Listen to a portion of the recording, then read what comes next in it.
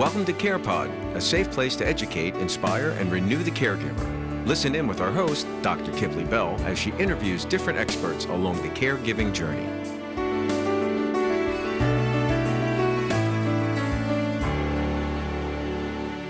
So I am here with Dr. Andre Gomez, powerhouse in his own right, CEO of Bedrock at Home and Bedrock Way podcast.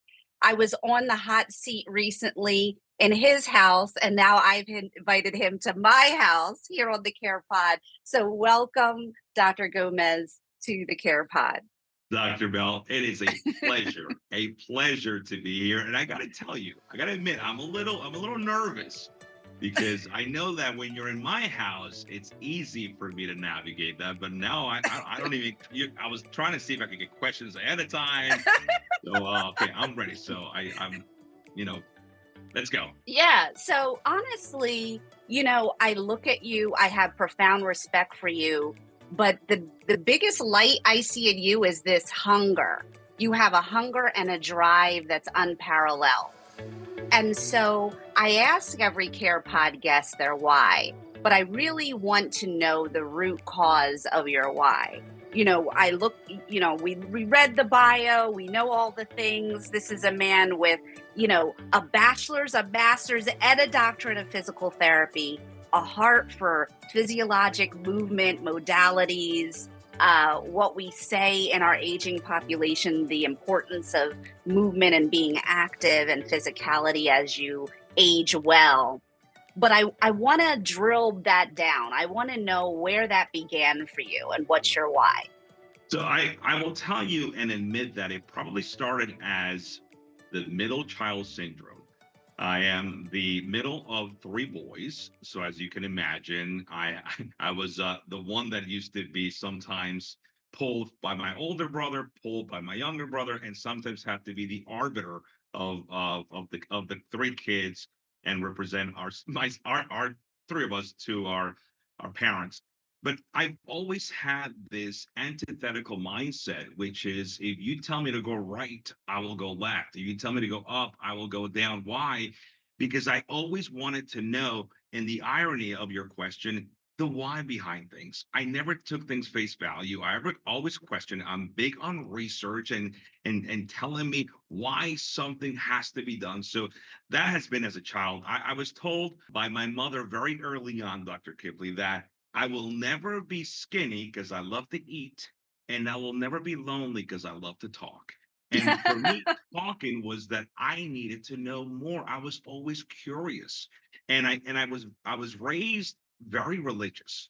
I was raised very religious in a Catholic home, and then what happens when you're raised very religious is you now go into college, and you seek a science major, and then science and religion clash, right? Because the way that life is created in the religion mindset sometimes doesn't substantiate how science proves that life became about. So that was one of my first conundrums, and I said, wait a second. I've been conditioned to think this way for so many years. I mean, I was an altar boy. My grandmother used to bring, a local priest to read us the Bible 3 or 4 days a week. I mean, that's all I knew.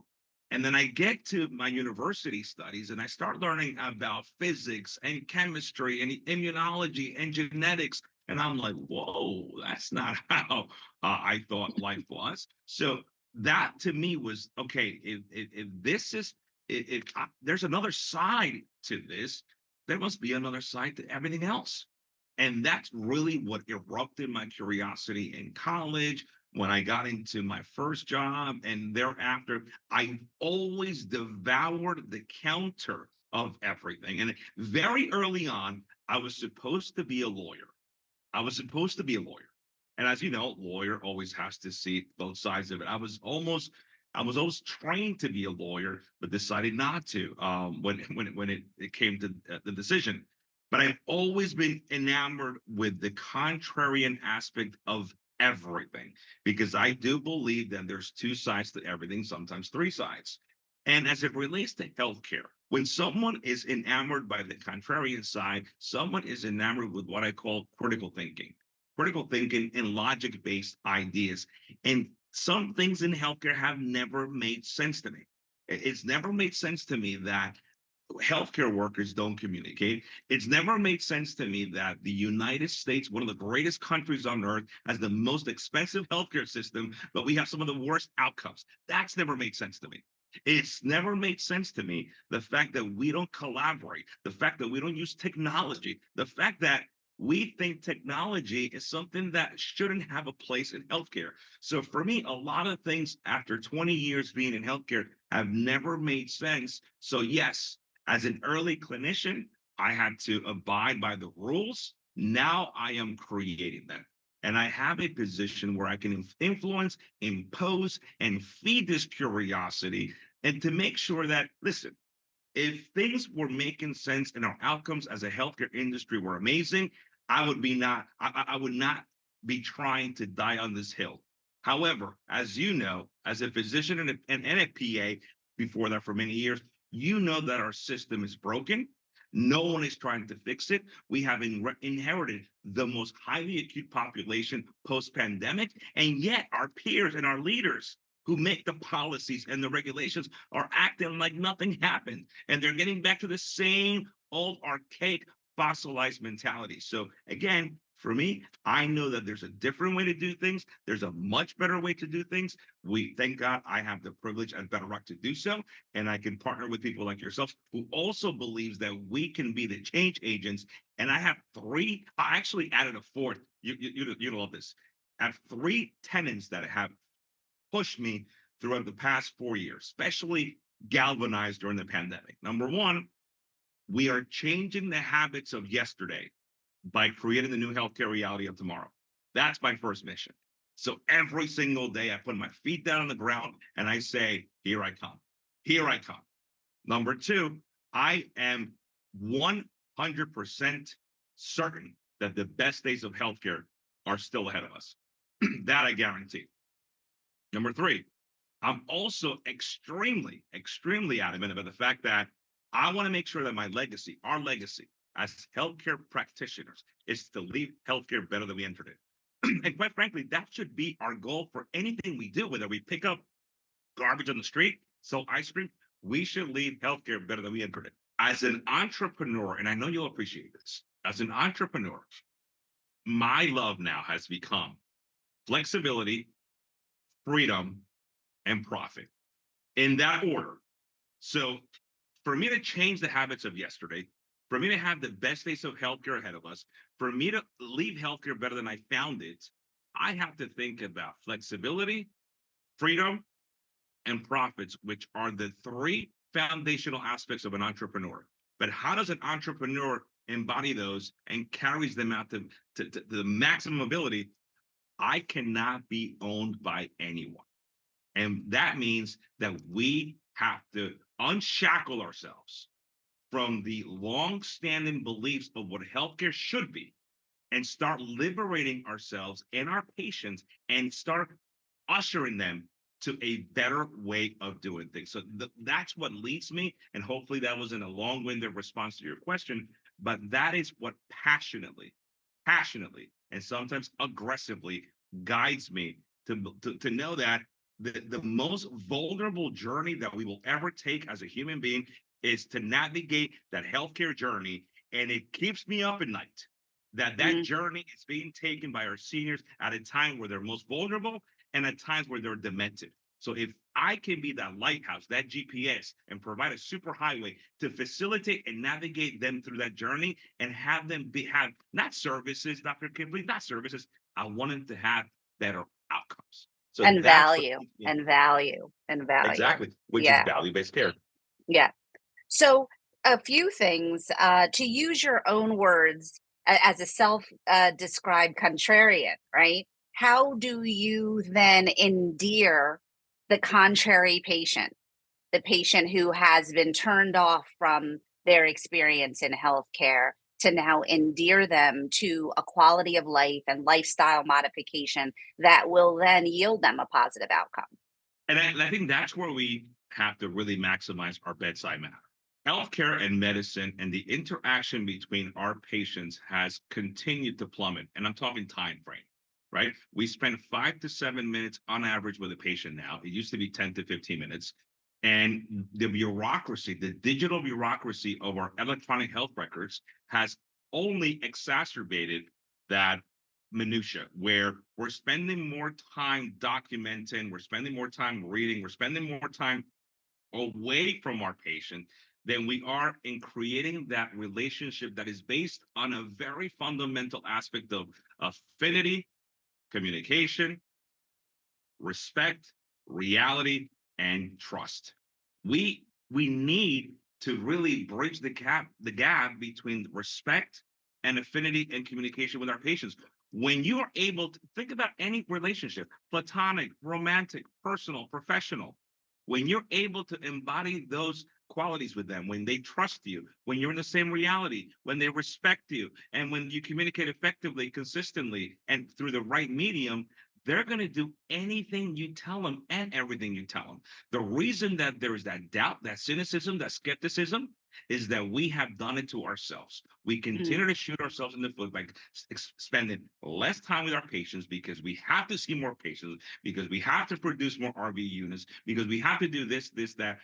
When if we focus, to your point, on value and on getting people better, guess what? We would probably spend less money and we would probably make more money. So why you? Why you? Why do you feel that you're best positioned to, like you said, on with Bedrock, being the CEO of Bedrock, to create a game changing platform serving hundreds of thousands of patients by the end of this year alone? What in that early experience, in that early frustration, in your early clinical years, has positioned you for a time as this? So I will tell you, you kind of gave me the answer a couple of weeks ago. If you would have asked me this question a few weeks ago, I would not have an answer.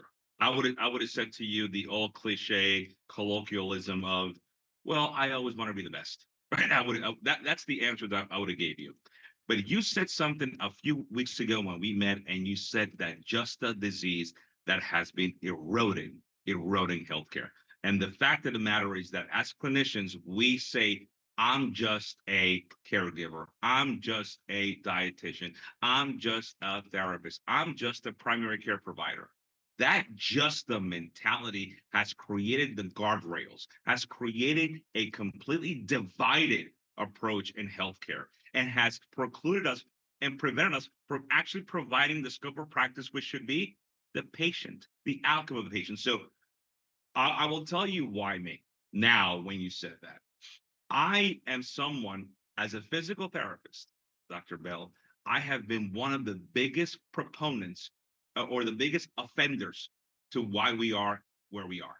As an early clinician, as an early clinician, my scope of practice was very limited, right? Because I was just a physical therapist. So I had a very limited scope of practice. And then even more, I could only see my patient for maybe a month or two, or sometimes a week or two, because I was trying to get them to exercise. And in the post-traditionalist, post-depression kid, and even the baby boomer, exercising is taboo. I don't want to do that. And exercise takes work. Exercise doesn't feel good. Exercise is tough, right? So for me, I'm like, wait a second. So I have to get this person better, but I know that physiologically, for me to get him better, I have to be with them 6 to 8 to 12 weeks. But they don't even want to be with me for a week, right? And then as soon as I start getting them better, and as soon as that I do spend 2 months with them, insurance is telling me I have to discharge them. And then when I discharge them, I never hear from them again. And then they have another physical therapist and another physical therapist. I can't hold on to them because insurance is telling me, no, no, no, no. As soon as you get them better, you have to discharge because you can only see them when they're sick, and hence they get sicker. So when you tell a contrarian mindset and someone who analyzes things logically, that as a professional, I can't see my patient when they're well so I can keep them well, meaning that I can never apply preventative healthcare, which is what works. I can never provide value-based healthcare, which we know works. I can only apply episodic interventions. I can't even see my patient continuously, even knowing that 80% of the population right now has chronic care issues that mandate continuous care monitoring. And And then, obesity. right, and it'll be again, exactly. And then Yeah. you're telling me that I have to limit exercise to a population that should have it in abundance.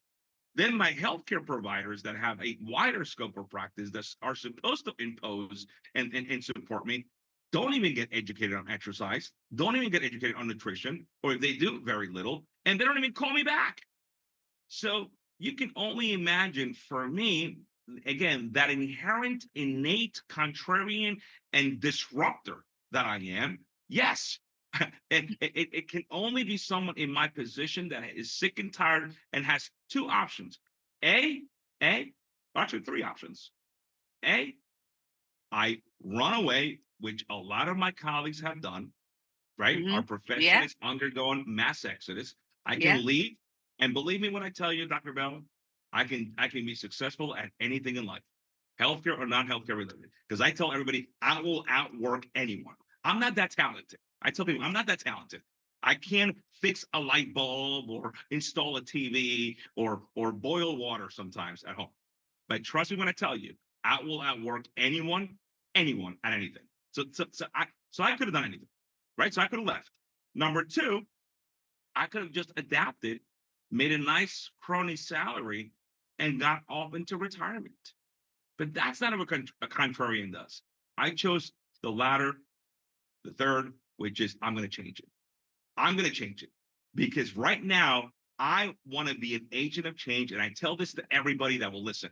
The pandemic was the best thing that happened to us and the best thing that happened to our industry because it awoke a sleeping giant that was behind the wheel on the verge of a tremendous accident, tremendous crash. And it awoke. And guess what? Now we are changed direction. And that destination has us with what I said earlier, the best days of healthcare yet ahead of us. So, how do you reconcile faith and science? How have you reconciled that for yourself now? And now caring for that Catholic abuelita who, is holding her rosary beads, that, has strong faith and belief and has her faith guide her care and wellness? I love that. I love that question. And a matter of fact, it's timely because I'm in the process of since my upbringing, I became a Christian, and I'm raising my children Christians. And I next week I'll be interviewing at my children's school to be on their board, and I have to have a big Christian testimony. And again, I'm looking forward to that interview. But I've been thinking a lot about that question. I've been thinking a lot about how do I balance science and Christianity? How do I balance religion and some of the decisions sometimes that seem to be polarizing in basis. And you said it in your question, strong faith. Because no matter what, I would not be here if I didn't have that strong faith, that strong belief, believing in something that you cannot touch. And that's what really keeps me every single day. So, and to your point on yes, in my uh, ethnicity, in my family circle, we don't believe in assisted living. We don't believe in nursing homes. We don't believe in home care. We don't believe in a lot of the amenities of healthcare that I am a proponent of. We build an addition in our house, we move them in with us, and we take care of them until, perpetuity. It wasn't until I became a clinician and I became, seeing patients. I trained, at University of Penn, and then I started in the home health realm. And I'm like, wait a second, people pay 4, 5, 6, 10,000 to live in assisted livings. People go to these institutions. I mean, their family members don't take care of them like I do. So it's been for me the constant all along, and this is what I'm going to tell the school board next week. This is what I tell my kids. This is what I tell everybody, and this is the answer to your question. While faith and science has clashed in my mindset, one thing that has never clashed is my strong belief in what I cannot touch and what I cannot see. And sometimes what I cannot see and what I cannot touch are the things that are most clear in my mind, Dr. Bell. And there's something that says the most horrible thing a human being can have is sight with no vision.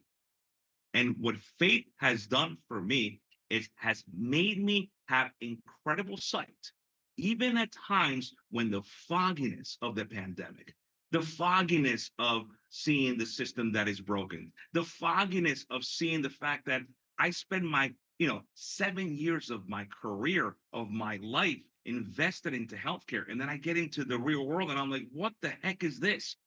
So my strong faith that there's always a better way to do things. And that's never something I've ever wavered. And that was founded when I was very young through my religious training. If I had not had that foundational religion education, I would not have that strong faith that I have now and that belief that I can change the system. And I know I am.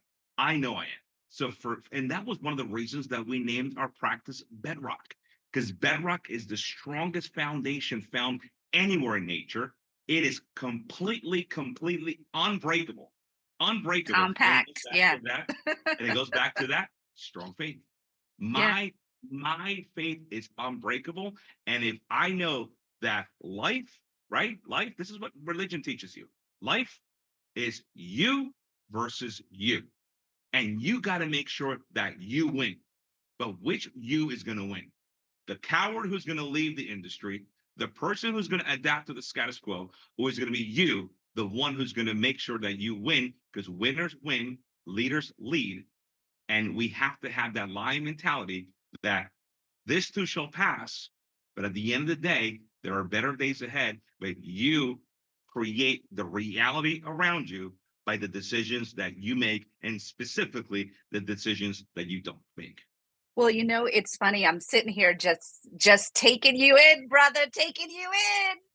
Because I hope that's a good thing. Yes, because I grew up in a Christian school. I graduated with a high school class of 11. Okay. Oh, wow. And so when we talk about foundation, I think about a beekeeper, right? A beekeeper can't get the honey without being stung.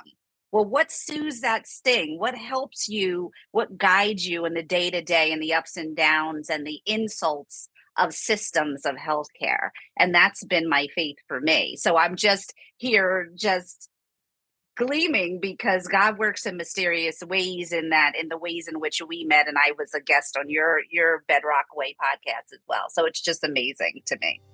Welcome to Impactful Caregiving, where we believe that compassionate care begins with education and empowerment. Impactful care is more than just a CME-accredited online course instruction. It's a philosophy, a commitment to equipping clinicians at the bedside with the knowledge and skills to provide the best care for the older adult person. We believe that when clinicians are educated, they become empowered to not only care for the patients they serve, but also to partner with and empower their colleagues and patient families. Impactful caregiving recognizes that behind every patient is a grandparent, a spouse, a loved one, a person who means the world to their own family.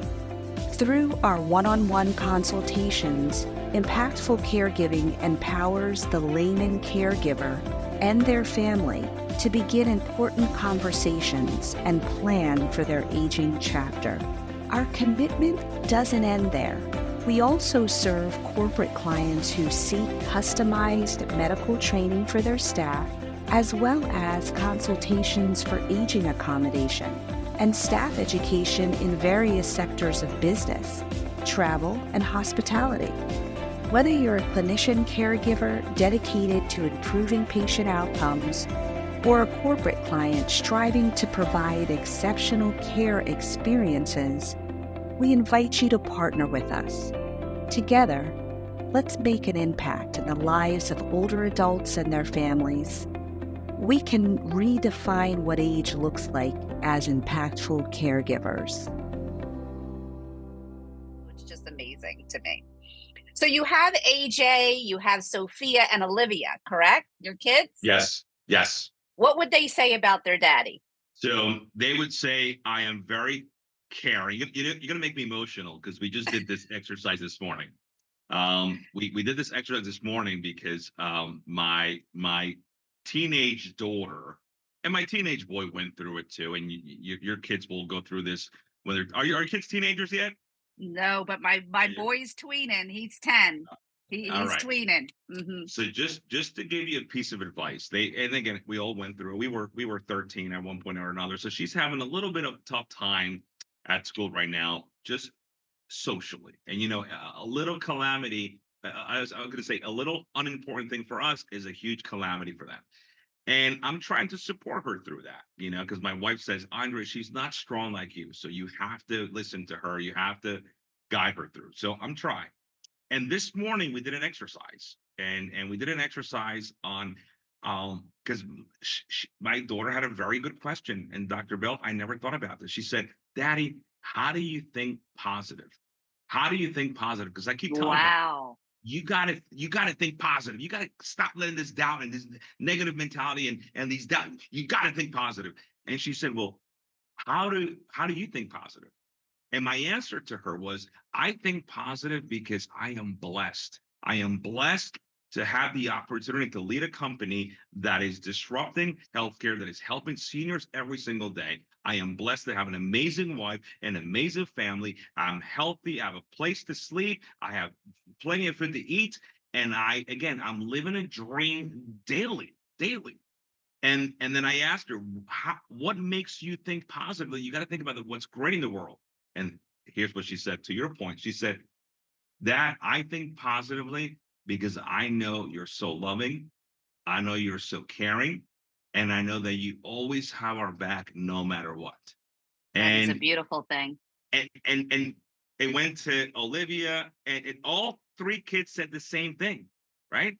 You're caring, you're loving, and you're always there for us. And even my 18-year-old, who, again, sometimes we're at odd ends of an argument because he's 18, he knows it all. One thing that they all three of them say is, you care. And I'll tell you, Dr. Bell, I will drop anything for my children. I will drop anything for my children. And I am useless at work unless my home life is ideal. And whenever my home life is not ideal, I will not be good at work. You're off. You need a V8. Yep. But that's your legacy. That's what's so beautiful, is that this is your legacy. These podcasts, these things we do, these airwaves will be here long after us, and they'll be able to hear our voice and hear the love and our purpose-driven life, right? So it's a beautiful thing. And I said, ironically enough, I said that to a previous guest that I had recently. She asked me, what's your legacy? And I said, it's not to be the best executive. And believe it or not, with this amazing mission that we have here at Bedrock, no, I want them to say he was a good dad. He was a good husband. He was a good family man.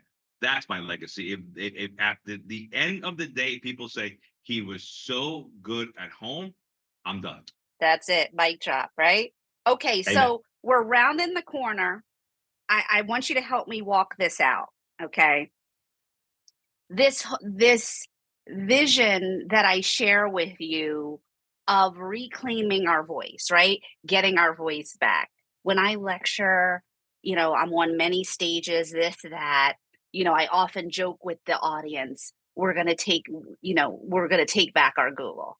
Give me my Google back, right? Because to your point and to your platform, patients are seeking information quickly, expediently, but with lack of quality. And so then you have those of our colleagues that, that's a pain point for them, that you have all of these influencers without the credentials pouring into our same client base.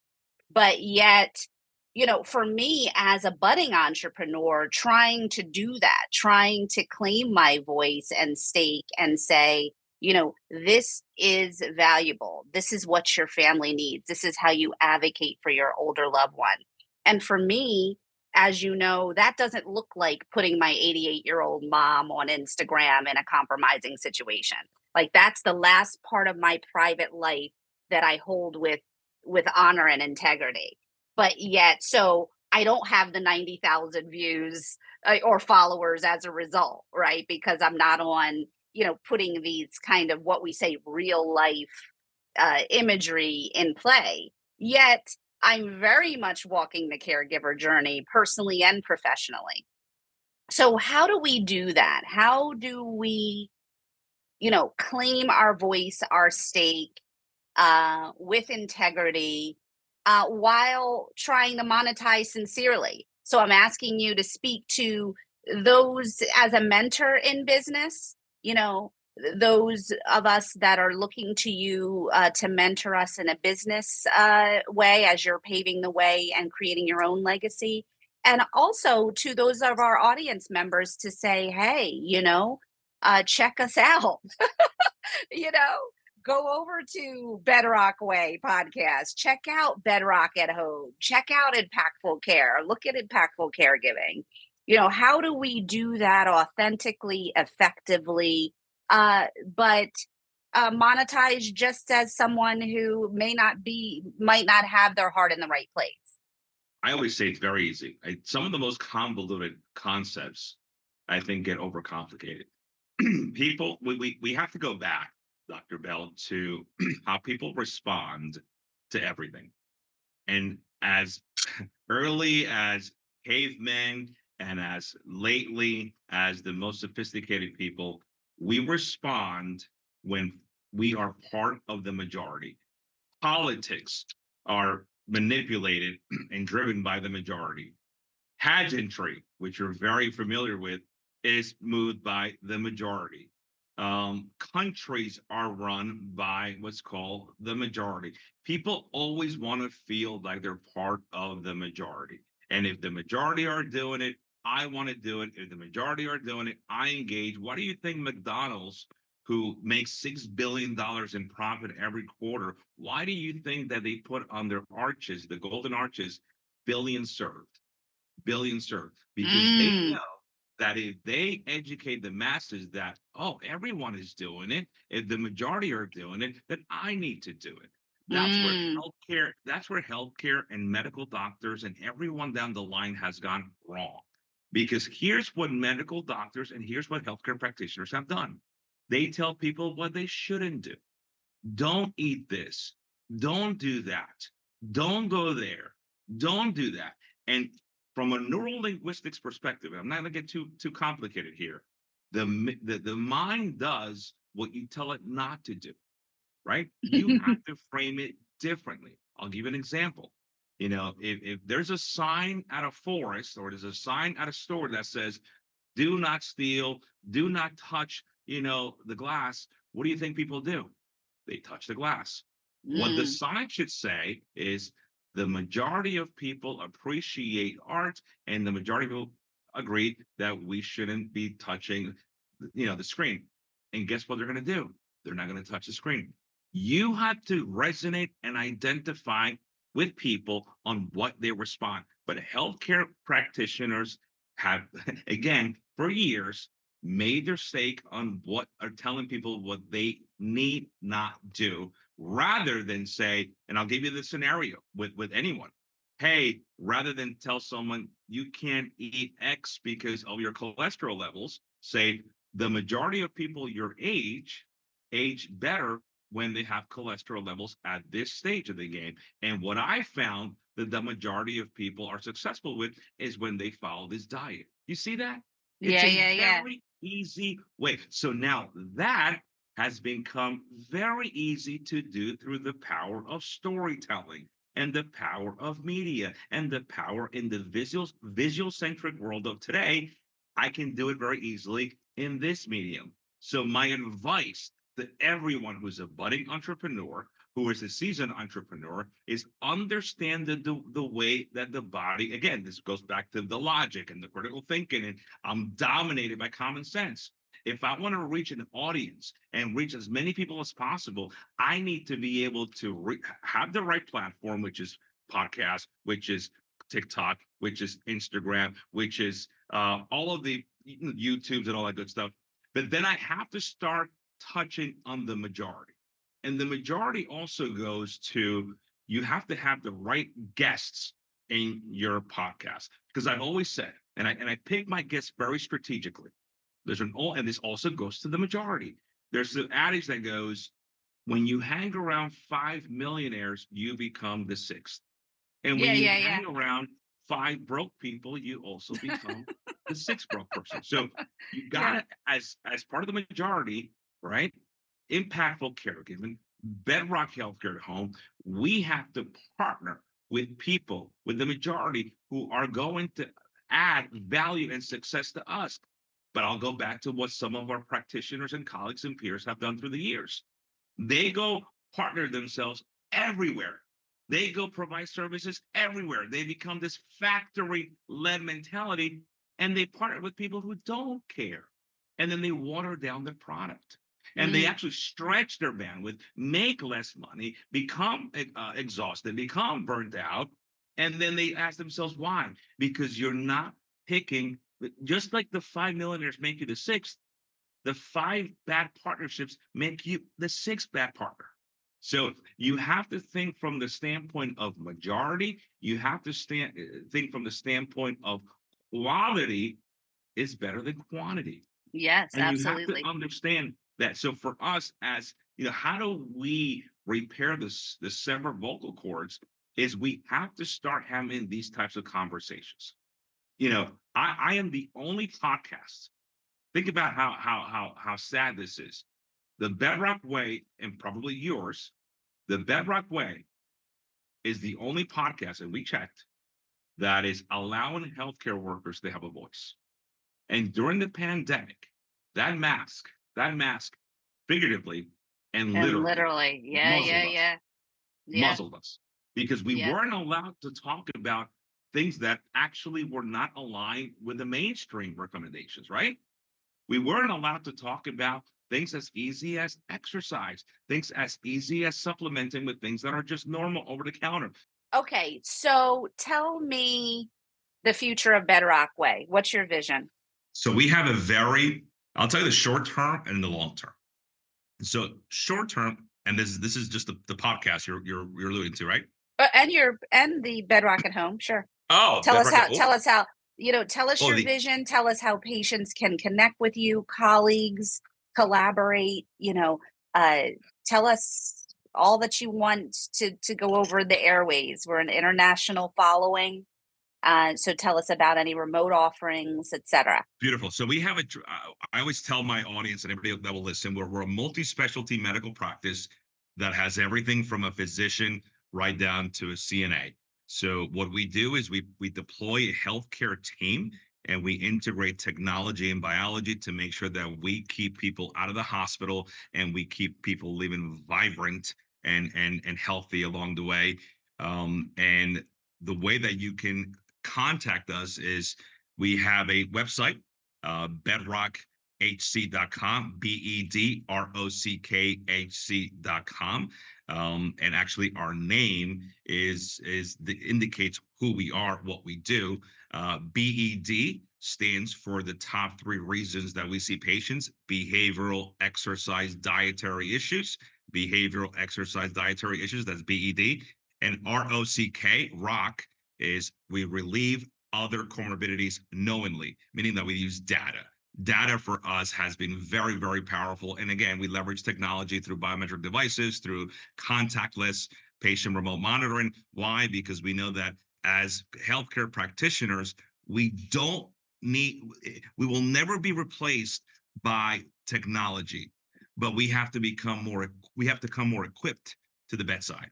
So that's what we believe in technology. So we are a very forward-thinking practice that believes that we can touch lives in California, we can touch lives in Texas, we can touch lives in New Jersey by way of technology, by way of telehealth, chronic care management, remote patient monitoring. We know that the population is aging rapidly. We are right now being succumbed by the silver tsunami. We are getting 10,000 of our customers being rolled in passively to the Medicare system every single day. So we got to act fast. So our website, you can get a lot of information from our website, Bedrock 8, I'm sorry, www.bedrock8harryccarley.com.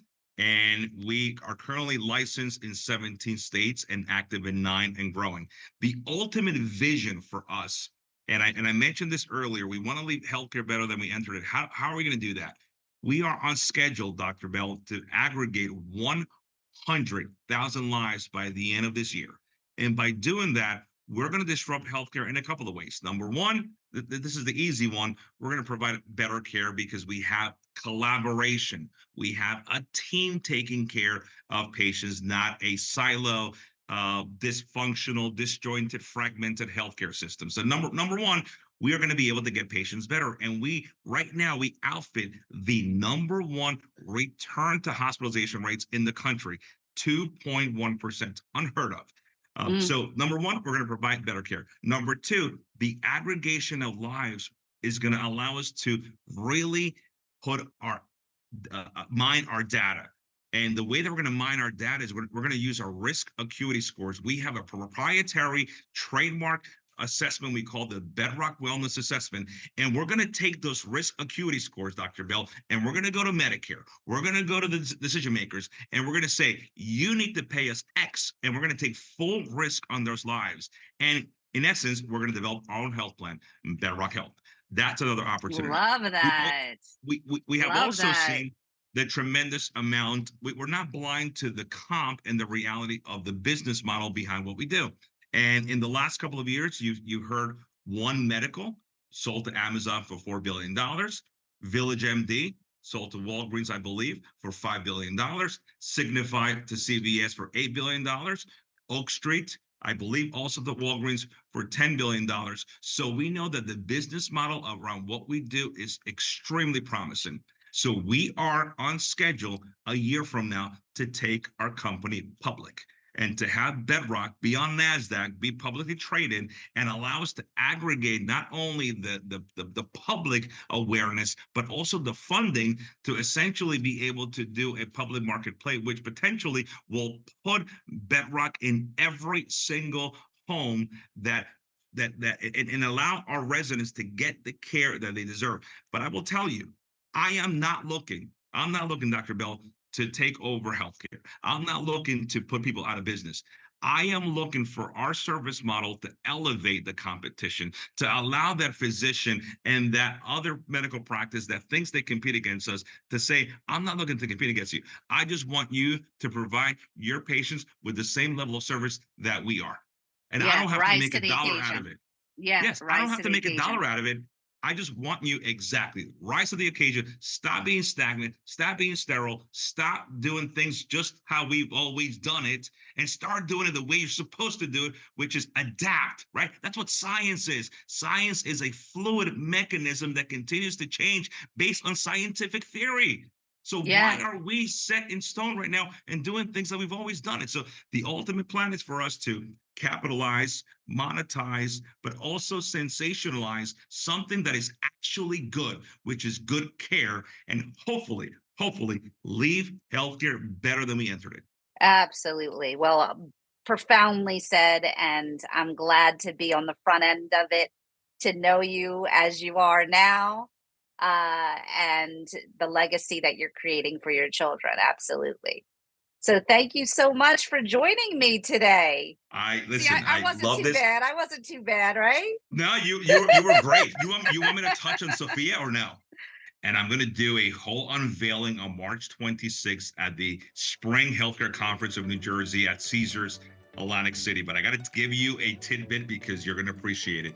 We are going to unveil the virtual care concierge of the future, and it's going to be a AI, basically. It's going to be very close to my heart, so keep that in mind. But it's something that is going to change healthcare because, again, I want to make sure that we leverage technology effectively. And I've always said the future of healthcare and medicine is in the hands of those that can integrate technology and biology. And on 3/26, we take a gigantic leap forward to make that a reality. So hopefully you'll join us. Definitely we'll give you the number so you can stay kind of ahead of what we're going to be rolling out. But we're super excited, and we're going to take our practice to the next level to make sure that we continue to disrupt healthcare and do it the way that it is always should have been done, or possibly the way that it should be done currently. Yes, and with honor. Absolutely. For yourself, for your family, and for the patients you serve. Absolutely. Amen. High five. Thank you so much. Oh, this is awesome. I could do this all day. Great information right from the source. For more information on how to caregive like a boss, check out impactfulcaregiving.com. Want to be a guest on the show? Contact us at carepod@impactfulcaregiving.com.